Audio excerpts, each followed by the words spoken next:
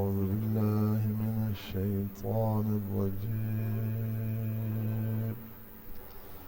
بسم الله الرحمن الرحيم. يا أيها الإنسان ما غرك بربك الكريم الذي خلقك فسواك فعدلك في أي صورة ما شاء ركبك. یا ایھا الانسان، اے انسان، اس میں مسلم کافر سب شامل ہے. ما غرک، کس چیز نے دھوکہ لگایا ہے تجھے، بربک، اپنے اس پروردگار کے بارے میں، الکریم، جو بڑا کرم والا ہے. کس چیز نے اپنے اس رب کے بارے میں تمہیں دھوکہ لگا دیا ہے جو بڑا کرم کرنے والا ہے. آیت کریمہ کا مطلب یہ ہے کہ قیامت کے ان واقعات اور حالات جو سورت کے شروع میں بیان ہوئے، اور پھر اعمال خیر اور شر کا سامنے آ جانا، کہ ہر شخص کا عمل خیر بھی سامنے آئے گا، عمل شر بھی آئے گا.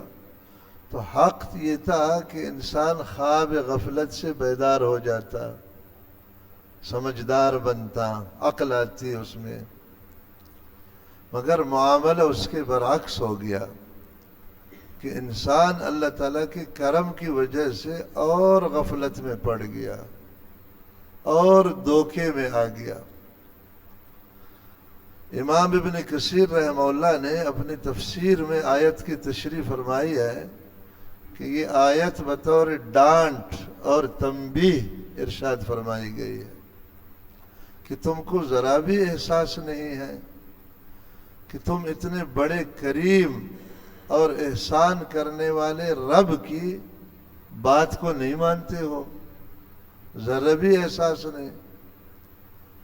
وہ لکھتے ہیں کہ اس تفسیر کی دلیل یہ ہے کہ حدیث پاک میں ہے کہ قیامت کے دن اللہ تعالیٰ ہر نافرمان شخص کو اکیلا کرے گا اور اس سے یہ پوچھے گا، اے آدم کا بیٹا، تم کو میرے بارے میں کس بات نے دھوکے میں ڈال دیا تھا کہ تم میری بات نہیں مانتا تھا؟ اے آدم کا بیٹا، تم نے پیغمبروں کی بات پر کیوں عمل نہیں کیا جو میں نے تیری ہدایت کے لیے بھیجا تھا؟ ہر شخص سے اکیلا یہ سوال ہوگا. تو یہاں تو اس سوال کا جواب ہمارے پاس ہے کہ توبہ کرے، اللہ تعالیٰ کی طرف رجوع کرے. وہاں تو اس کا کوئی جواب نہیں. امام راضی رحمۃ اللہ علیہ نے لکھا ہے، آیت کا ربط یہ ہے کہ پہلے حساب کتاب کا ذکر کیا، یہاں سے اس کی دلیل بیان فرما رہے ہیں کہ جو اللہ تعالیٰ اتنا کریم ہے اور محسن ہے کہ وہ اپنی نعمتوں کو دنیا کے اندر گناہگاروں سے بھی نہیں روکتا ہے. کریم کا معنی ہوتا ہے فری میں نعمتیں دینے والا. تو تمہارا کیا حق ہے کہ قیامت کے دن وہ مظلوم پر رحم نہیں کرے گا؟ مظلوم پر رحم کا مطلب ہے کہ ظالم سے حق لے کر اس کو دے دے. وہ اتنا کریم ہے کہ دنیا میں گناہگاروں سے بھی اپنی نعمتیں نہیں روکتا. تو ایسا کریم رب مظلوم کی حمایت نہیں کرے گا. یقیناً ظالم سے مظلوم کا حق لے کر اس کو دے دے گا. اس کے لیے حساب کتاب کا ہونا ضروری ہے. حساب کتاب ہوگا تو پتہ چلے گا یہ ظالم ہے، یہ مظلوم ہے.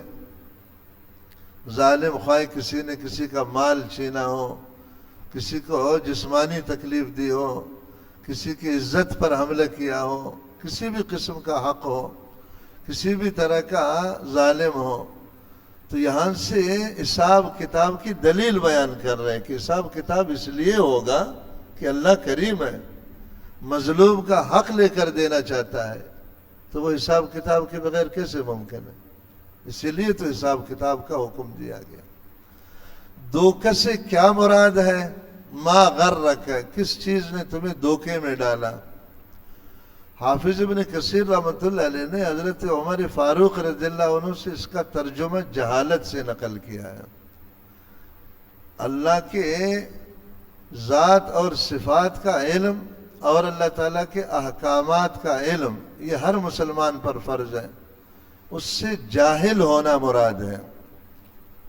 پھر آگے نقل کیا کہ حضرت عبداللہ بن عمر رضی اللہ عنہ نے اس پر قسم کھا کر فرمایا کہ میں اللہ کی قسم کھا کر کہتا ہوں کہ دھوکے سے مراد جہالت ہے۔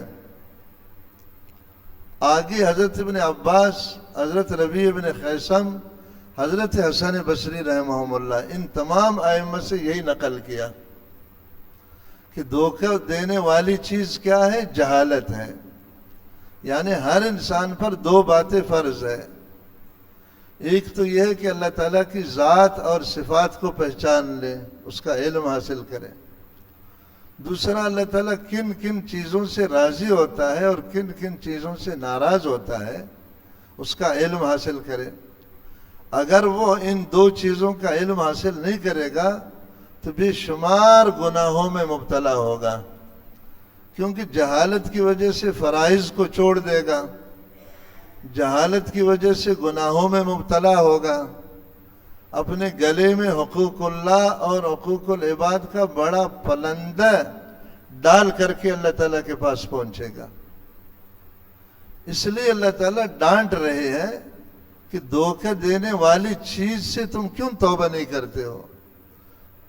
اور میں نے تفسیر عرض کر دی کہ دھوکہ دینے والی چیز سے مراد جہالت ہے، جس پر ہم نے قسم اٹھائی ہے ہماری قوم نے کہ قرآن کو بھی نہیں سیکھنا ہے، حدیث کو نہیں سیکھنا ہے، فقہ کو نہیں سیکھنا ہے، موت تک جاہل رہنا ہے۔ آپ کو پتہ ہے کہ سود کے کتنے قسمیں ہیں؟ آپ کو پتہ ہے کہ ریا کی کتنی قسمیں ہیں؟ بے باطل کی کتنی قسمیں ہیں؟ بے فاسد کی کتنی قسمیں ہیں؟ تجارت میں، زراعت میں، حرفت میں، صنعت میں، ملازمت میں، یہ جو روزی کے اسباب ہیں۔ اخلاقیات کی کتنی تفصیلات ہے قرآن حدیث میں۔ حضرت قتادہ رضی اللہ عنہ سے ابن کثیر نے نقل کیا ہے کہ وہ فرماتے تھے شیطان کا دھوکہ بھی اس میں داخل ہے، کیونکہ شیطان انسان کا ازلی دشمن ہے۔ وہ ہر وقت اس کی کوشش کرتا ہے کہ انسان اللہ تعالیٰ کی نافرمانی کرے، مگر یہ بات یاد رکھنے کی ہے کہ جس کے پاس علم دین کا سرمایہ ہوگا، شیطان کا اس پر بہت کم داو چلے گا، اس کو جلدی گمراہ نہیں کر سکے گا، کیونکہ حدیث پاک میں فقیہ واحد اشد علی الشیطان من الف عابد، فقہ کا ایک عالم شیطان کے لیے 1000 عابد سے زیادہ مشکل پڑتا ہے۔ یعنی 1000 عبادت گزار ہوں جو فقہ کو نہیں جانتے ہیں، شیطان ان کو منٹوں میں گمراہ کر سکتا ہے۔ باقی فقہ کا جو عالم ہوگا، جس کو حلال حرام کا پتہ ہے، اس کو جلدی گمراہ نہیں کر سکتا، اس پر زیادہ باری ہے یہ۔ یعنی علم کی برکت سے خدا تعالیٰ کی پہچان ہوتی ہے اور اس کے احکامات کا علم ہوتا ہے، اس لیے جلدی شیطان کے قابو میں نہیں آتا۔ تفسیر کشاف میں جار اللہ زمخشری نے اور تفسیر قرطبی میں امام قرطبی نے، انہوں نے بھی تفسیر غرور کی جہالت سے کی ہے۔ امام قرطبی نے تو ایک مرفوع حدیث نقل کی ہے کہ محبوب دو عالم صلی اللہ علیہ وآلہ وسلم نے جب یہ آیت پڑھی، قرأ رسول اللہ صلی اللہ علیہ وآلہ وسلم یا ایھا الانسان ما غرک بربک الکریم، اے انسان کس چیز نے تمہیں دھوکے میں ڈالا تیرے کریم رب سے؟ قال، حضور نے خود تفسیر کی، غرہ الجہل، دھوکے میں ڈالتا ہے آدمی کو جہالت، کہ اللہ تعالیٰ کی ذات صفات کو نہیں پہچانتا اور اس کے قرآن کو نہیں جانتا، اس وجہ سے وہ جہالت میں غرق ہو کر کے پھر دھوکے میں پڑ جاتا ہے۔ حضرت عمر رضی اللہ عنہ سے امام قرطبی نے ایک مزید بات بھی نقل کی ابن کثیر سے بڑھ کر، کہ انہوں نے غرور کی تفسیر جہالت سے فرما کر اس کی ایک مثال بیان فرمائی حضرت فاروق اعظم نے. فرمایا جیسے دوسری جگہ ہے انسان کے بارے میں ہے انہو کان ظلوما جہولا، انسان ظالم ہے، کیا ہے؟ اور جاہل ہے. ظالم کا معنی ہے جو کرنے کے کام ہے ان کو نہیں کرتا ہے، جو نہ کرنے کے کام ہے ان کو کرتا ہے. کیونکہ ظلم عربی میں کہتے ہیں وضع الشیء فی غیر محلہ، چیز کو اپنی اصلی جگہ میں مت رکھو. مثلاً ٹوپی کو جوتی کی جگہ میں لاؤ، جوتی کو ٹوپی کی جگہ میں لاؤ، اس کو ظلم کہتے ہیں. جو کرنے کے کام ہے ان کو کرنا چاہیے تھا نا، ان کو مت کرو. جو نہ کرنے کے کام ہے ان کو چھوڑنا چاہیے تھا، ان کو کرو. یہ ظلم ہے. ایک تو اللہ تعالیٰ نے فرمایا انہو کان ظلوما، انسان ظالم ہے. دوسری صفت ہے جہولاً، جاہل ہے. جہالت کے یہی معنی ہے کہ قرآن و حدیث سے غافل ہے، جس کا ذکر ما غرک بربک الکریم میں ہے. یہ بہت اہم بحث ہے، اس کو خوب سمجھنا چاہیے. اللہ تعالیٰ ہمیں ہدایت نصیب فرمائے. غور کریں گے تو سمجھ میں آئے گا. نظم الدرر فی تناسب الآیات والصور ایک اعلیٰ ترین تفسیر ہے عربی کی آیات اور صورتوں کے ربط میں. خاص طور سے علماء کے لیے بہت بڑا سرمایہ ہے، اس کے مطالعہ کا اہتمام کریں. اس میں ہے کہ ما غرک کا معنی ہے ادخلک فی الغرہ، کہ کس چیز نے تمہیں دھوکہ میں مبتلا کیا. اور انہوں نے عجیب تفسیر بیان کی کہ دھوکہ کا مطلب یہ ہے ان ترا فعلک القبیح حسنا، اپنے برے کام کو برا مت سمجھو، اس کو اچھا سمجھو. یعنی آپ غلط زندگی بسر کر رہے ہو مگر پھر بھی سمجھو میں صحیح بسر کر رہا ہوں. او ترا انہو یعفو عنک لا محالہ، یا یہ گمان کرو کہ اللہ ضرور تجھے معاف کرے گا. تیرے پاس کیا گارنٹی ہے؟ اللہ تعالیٰ معاف کرے گا تو گناہ کو معاف کرے گا، حق تو پھر بھی معاف نہیں ہوگا. آدمی یہ سمجھے جیسے آج کل ہمارے یہاں ہر گناہگار یہی کہتا ہے اللہ بڑا اللہ ہے، اللہ ہمیں معاف کرے گا. وہی اللہ تو کہہ رہا ہے ما غرک بربک الکریم. آدمی یہ سمجھے کہ یعفو عنک لا محالہ، اللہ تعالیٰ مجھے معاف کرے گا، بڑا اللہ ہے. یہ غرک سے مراد ہے، غرک کا یہ معنی ہے. آگے انہوں نے بہت عجیب بات لکھی ہے، بہت نکتہ ہے. فرمایا اللہ تعالیٰ نے یہاں اپنے دو صفات کا ذکر کیا. بے ربک الکریم، ایک تو صفت یہ ذکر کیا کہ میں تمہارا رب ہوں، دوسری صفت یہ ذکر کیا کہ میں کریم ہوں. رب کا معنی ہوتا ہے تربیت کرنے والا، شفقت کے ساتھ، محبت کے ساتھ. جیسے ماں اپنے بچے کی تربیت کرتی ہے، اس کی ظاہری چیزوں کا بھی خیال کرتی ہے، باطنی چیزوں کا بھی خیال کرتی ہے، حتیٰ کہ اس کو بڑا کرتی ہے. تربیت میں یہ ضروری ہے کہ اگر وہ ٹیڑھا پنا میں زیادہ آگے نکل گیا تو اس کو تپڑ مارتا ہے تربیت کرنے والا، استاذ، شیخ، باپ، ماں. تو کہتے ہیں رب کے اندر عذاب خود بخود شامل ہے. یہ نظم الدرر میں لکھا ہوا ہے کہ اللہ تعالیٰ شفیق ہے، محسن ہے، تربیت کرنے والا ہے، مگر مغرور مت ہو جانا. جو ٹیڑھا ہوگا تو اس کو تپڑ مارے گا. سمجھ میں نہیں آئی بات؟ اس میں اللہ تعالیٰ رب کے لفظ سے اپنے احسان کے ساتھ ساتھ اپنے عذاب سے ڈرانا چاہتے ہیں، اس لیے لفظ رب استعمال فرمایا کہ میں تمہارا رب ہوں. یعنی میں تمہاری تربیت کرتا ہوں، تمہیں سیدھا کرنے کی کوشش کرتا ہوں. تو سیدھا کرنے میں دونوں باتیں آتی ہیں نا، جیسے اس کو سہلاتے ہیں اسی طرح تپڑ بھی مارتے ہیں اس کو، ورنہ تربیت پوری نہیں ہوگی. الکریم، فرمایا کریم کا معنی ہے کہ حد سے زیادہ مفت میں احسان کرنے والا. کوئی وجہ نہیں ہے، کوئی استحقاق نہیں ہے، کوئی لیاقت نہیں ہے، ویسے احسان کر رہا ہے. جیسے ماں کو دیکھو، اس کا بچہ بھلے کیسا گندا بچہ ہو، کالا کلوٹا ہو، بیمار ہو، کچھ بھی ہو، ماں جو ہے نا اس پر احسان کرتی ہے نا، یا نہیں کرتی. کریم کا معنی کیا ہو گیا؟ حد سے زیادہ فری میں احسان کرنے والا، اس کے احسان کے لیے ضروری ہے کہ وہ مظلوم کو اس کا حق لے کر دے دے، یہ اس کے احسان کا حصہ ہے۔ بہت نیکی کرنے والا ہے تو یہ نیکی نہیں ہے کہ مظلوم کو اس کا حق دیا جائے، ہاں؟ تو کریم کے اندر یہ داخل ہے کہ ہم حساب کریں گے، تم میں سے ہر ظالم سے مظلوم کا حق لے کر اس کا حوالہ کر دیں گے۔ یعنی لفظ کریم میں اللہ تعالیٰ نے اپنے رحمت کو بھی بیان کیا ہے اور اپنے عذاب کو بھی بیان کیا۔ یہ قرآن کا کمال ہے۔ کہتے ہیں نا ایک تیر سے دو شکار، رب کے اندر بھی دونوں چیزیں آ گئی کہ اللہ تعالیٰ تربیت کرتا ہے، مانے شفقت کے ساتھ ساتھ غصہ بھی کرتا ہے، اور اللہ تعالیٰ کرم کرتا ہے یعنی تمہیں فری میں چیزیں دے دیتا ہے مگر مظلوم کا بدلہ بھی تم سے لے کر دے دیتا ہے۔ رحمت اور عذاب دونوں چیزیں کو بیان کیا جا رہا۔ اور ہمارا معاشرہ کا کیا حال ہے؟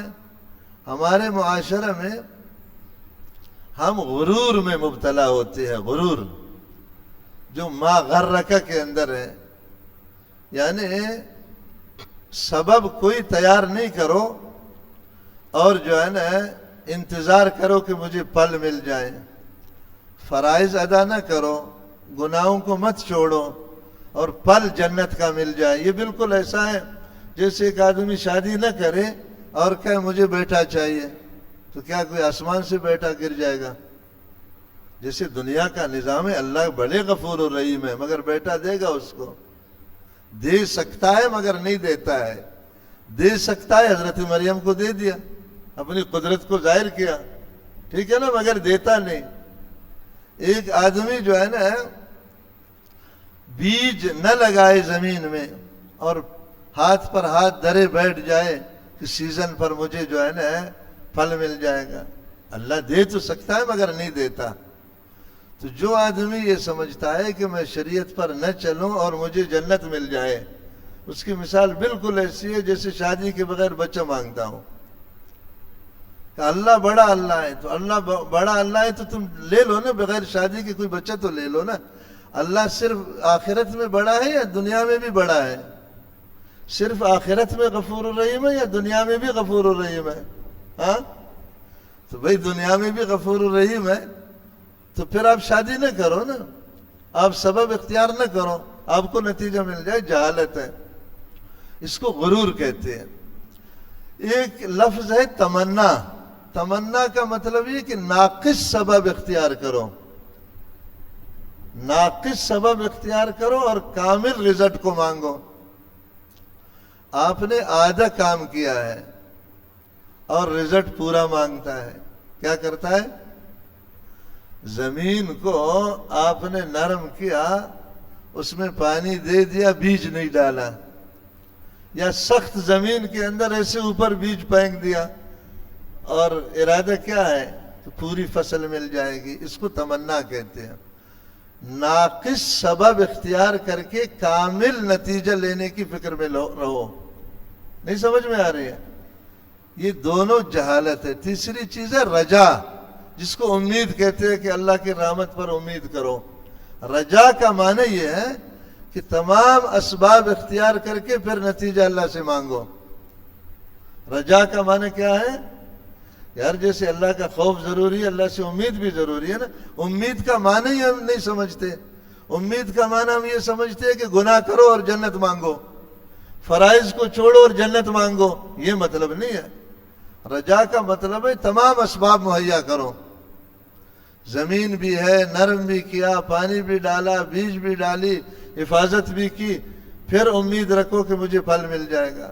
فرائض بھی ادا کیا، واجبات بھی ادا کیا، سنت مؤکدہ بھی ادا کیا، گناہوں سے بھی بچا، غلطی ہو گئی فوراً توبہ کر دیا، حقوق اللہ کو ادا کیا، حقوق العباد کو ادا کیا، سارا سسٹم سیدھا کیا، پھر امید رکھو کہ اللہ تعالیٰ مجھے جنت ہے۔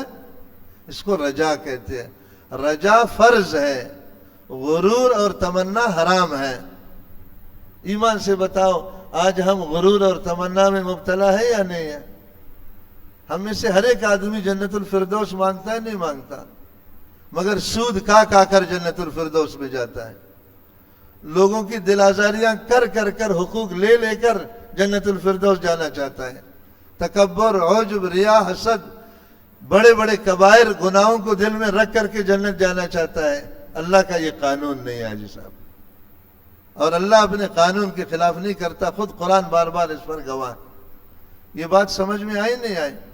اس لیے اللہ تعالیٰ کے بارے میں یہ صفت مشہور ہے، یمہل ولا یہمل. یمہل، ظالم کو مہلت تو دے دیتا ہے مگر ولا یہمل، چھوڑتا نہیں ہے. چھوڑے گا نہیں اس کو، اس سے بدلے ضرور لے لے گا. ٹھیک ہے، مہلت دے دیتا ہے. آدمی اسی مہلت میں مغرور ہو جاتا ہے. وہ سمجھتا ہے یار میں مسلسل گناہ کر رہا ہوں، مجھے کچھ نہیں بول رہا ہے. بھئی ہر چیز کے لیے ایک وقت مقرر ہے، اس وقت پر پھر نہیں چھوڑے گا. اچھا، اس آیت پر امام راضی رحمۃ اللہ علیہ نے لکھا ہے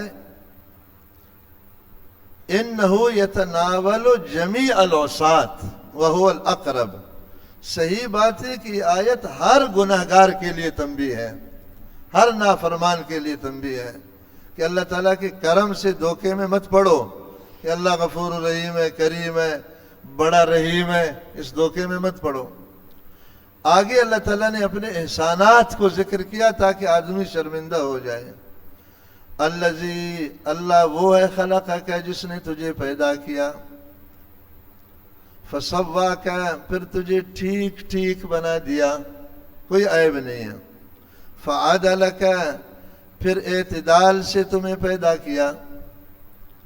یہاں کریم ہونے کی کچھ تفصیل بیان فرمائی گئی تاکہ سننے والے نافرمانی سے شرم پیدا کریں. نمبر 1، تجھے پیدا کیا یعنی عدم سے وجود میں لایا. تم نہیں تھے، ہم نے تم کو لایا. یہ تو سب سے پہلی نعمت ہے نا، سب سے بڑی نعمت ہے انسان کے لیے زندگی.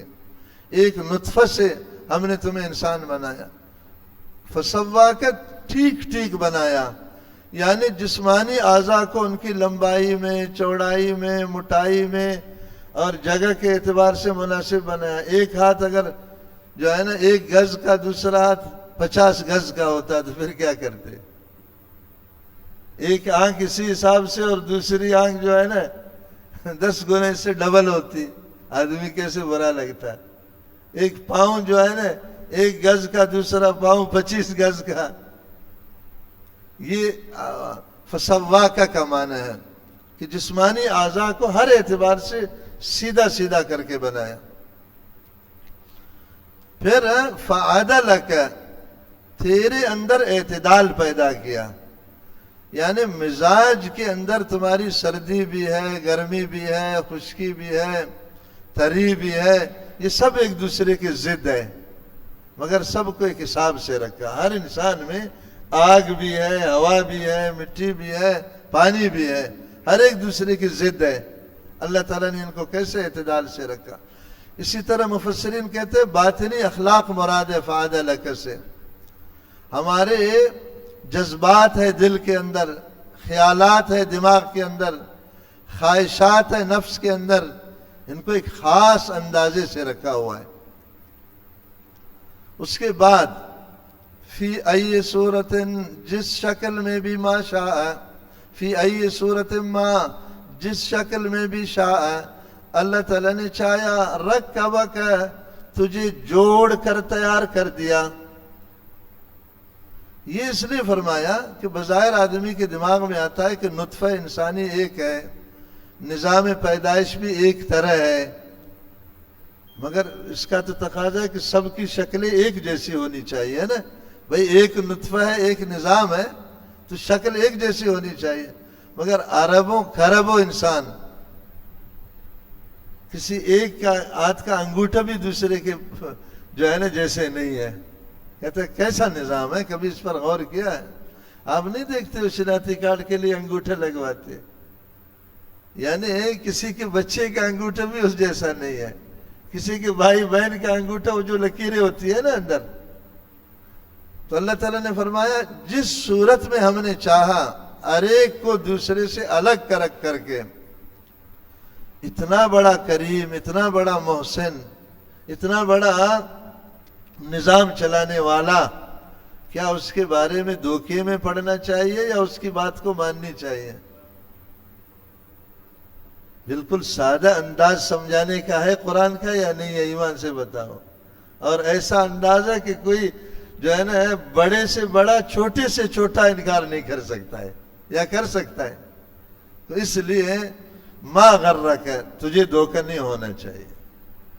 دھوکہ نہ ہونے سے بچنے کا یہی طریقہ ہے کہ میں بار بار عرض کرتا ہوں کہ قرآن کا علم حاصل کرے، حدیث کا علم حاصل کرے، فقہ کا علم حاصل کرے، تاکہ ما غرک سے بچ جائے.